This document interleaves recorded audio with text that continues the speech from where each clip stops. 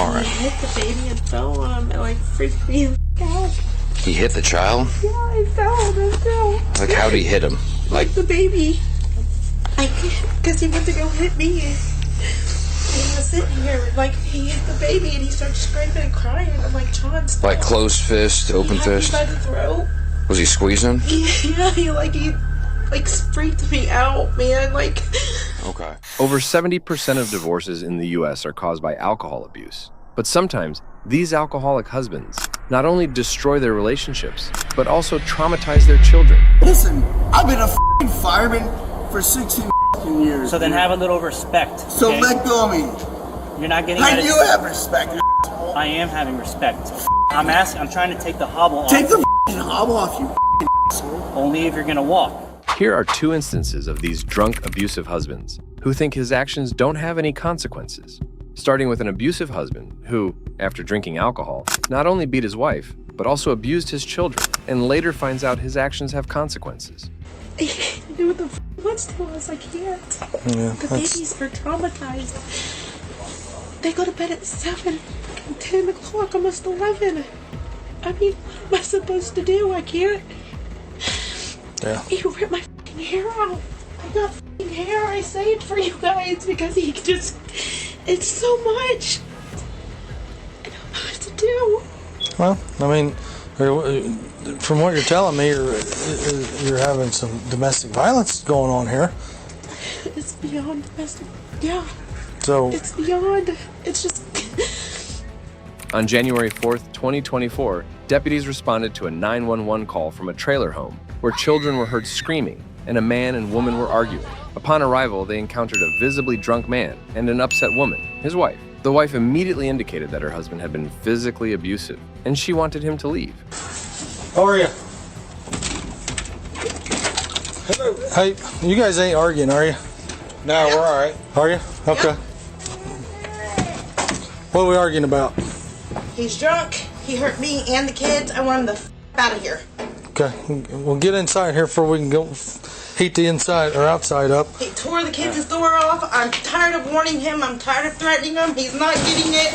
I can't do it no more. I've tried. I can't. And he thinks it's funny. No, I don't think it's funny. I can't do it no more. I love the man to death, but he's f***ing me up. I can't do it. What did he hurt you? How did he hurt you? He kept hitting me, man. Punching me when I had the kids. I can't do it, you guys. I've reached out to everybody. Everybody knows about it. I've told him. As he's looking me dead in the face right now, I can't do it anymore, you guys. I'm done. Motherfucker, you come at me all the time. I'm laying in bed with my boy. Why, and the cops show up? That's what you Yeah, the door knocks and I just fucking come to the door.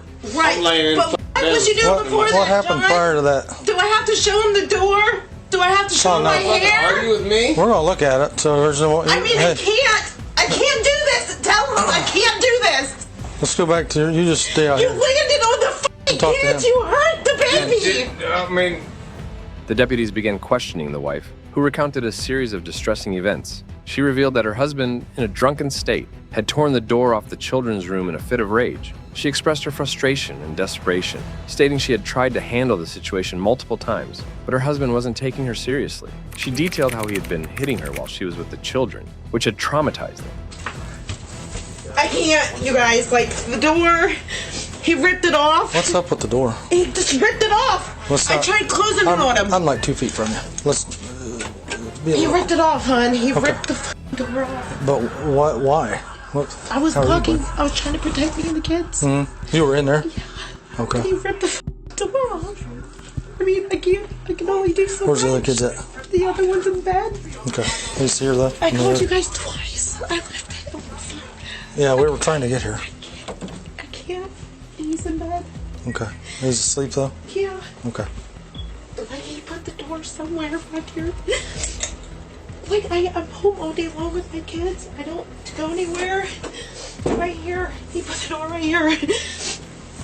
The wife explained that she had called the police twice before, trying to get help. She showed the deputies where her husband had ripped the door off its hinges. The children were asleep by this time, and the wife described how she spends all day taking care of them alone. She also pointed out her hair that had been pulled out during the struggle. Yeah, The babies are traumatized.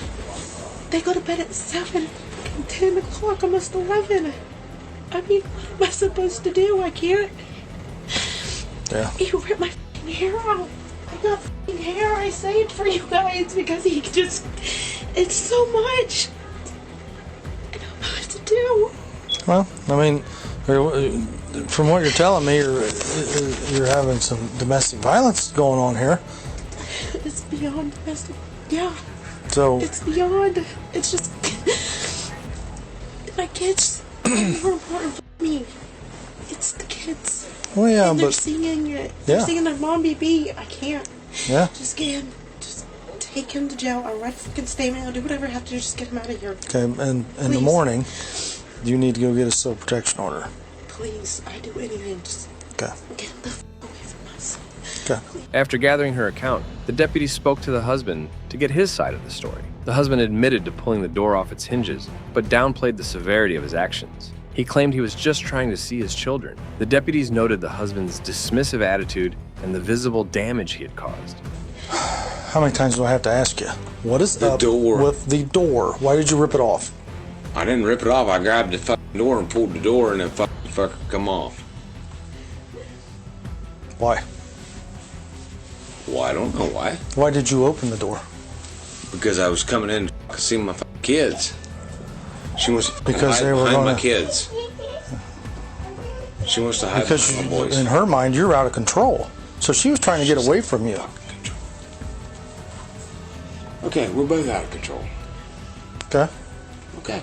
Well, what Both out happened? of control. She's in there for a reason. To get away from you. That don't give you the right to rip the door off the hinges. Or keep beating me in the head while I'm Or hit her. Get in there. I mean, her hair's falling out and everything else. Go with me. Your hair's falling out? Yeah, there's clumps of hairs back there. This Hey, keeps coming. ma'am, It's done. Go on in the back for a minute. You know, I'm here. My question is, why?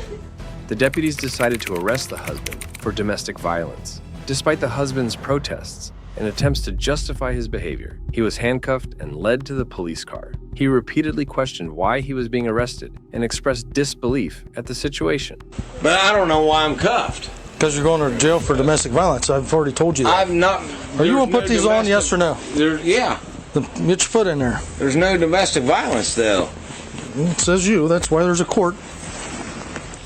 Well, then, I guess. Huh. I get arrested? Then why don't she get arrested for domestic violence? What did you tell us that she did something? Well, absolutely. She What? comes to me and fucking throws shit at me and fucking like that. Tonight? Absolutely, man. You haven't said any of that. Well, I mean, You said nothing was going on. I mean, I got kids in here. Are you going to get your ID out? That's not a... Yeah, but Get it out. She can't come and do that to me, and I'm the only one that's getting arrested. You didn't say any of that happened. Because it didn't.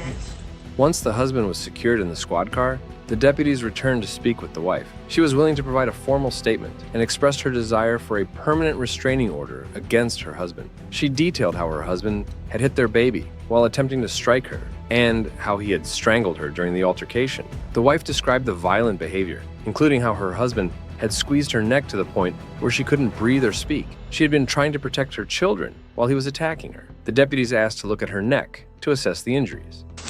All right. He hit the baby and fell on him. It like freaked me out. He hit the child? Yeah, I fell on him too. Like, how'd he hit him? Like, The baby.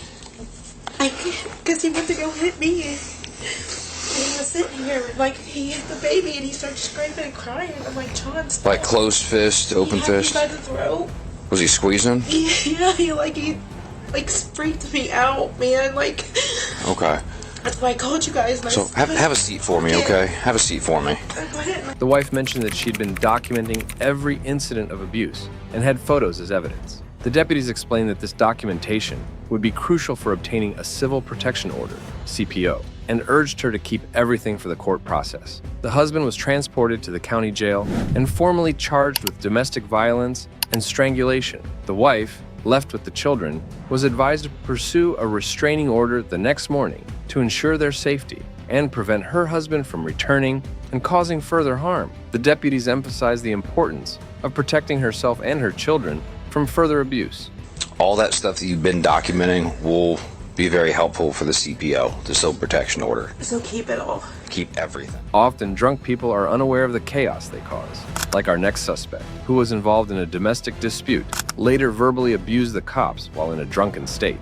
Hey, stop. We're not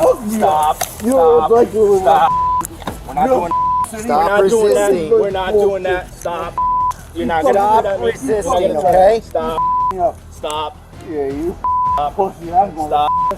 stop resisting, okay? Stop. All right? Get him out here. Stop.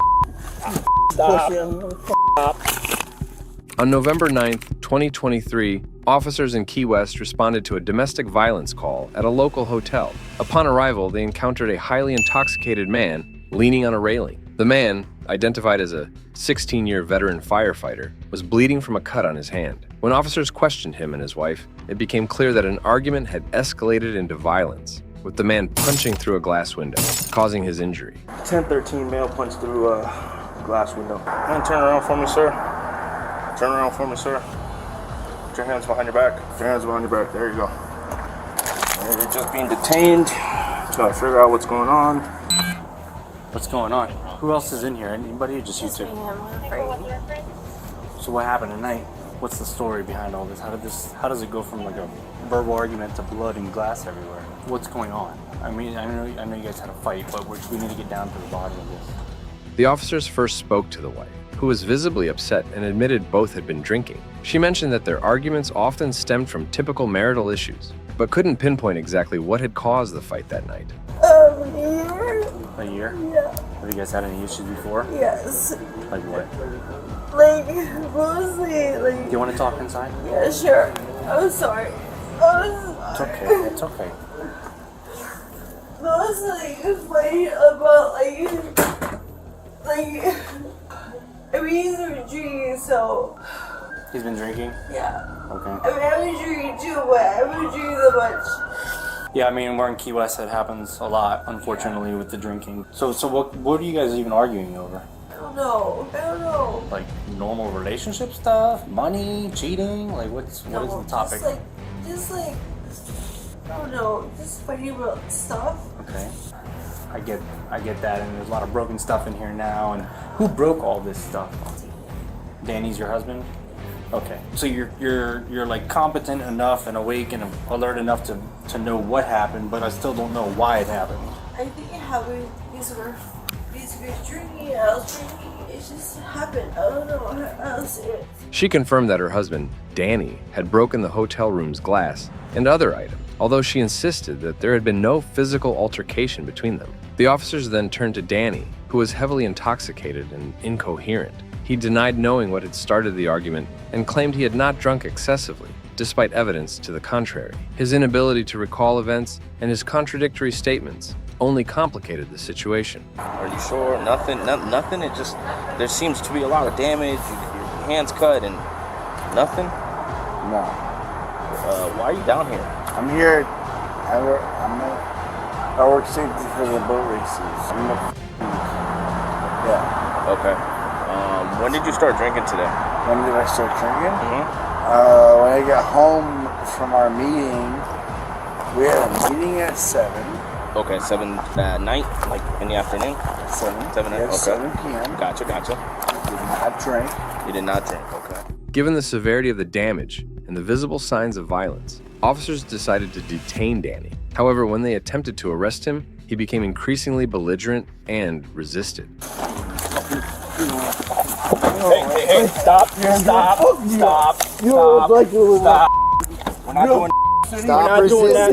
doing that. Stop.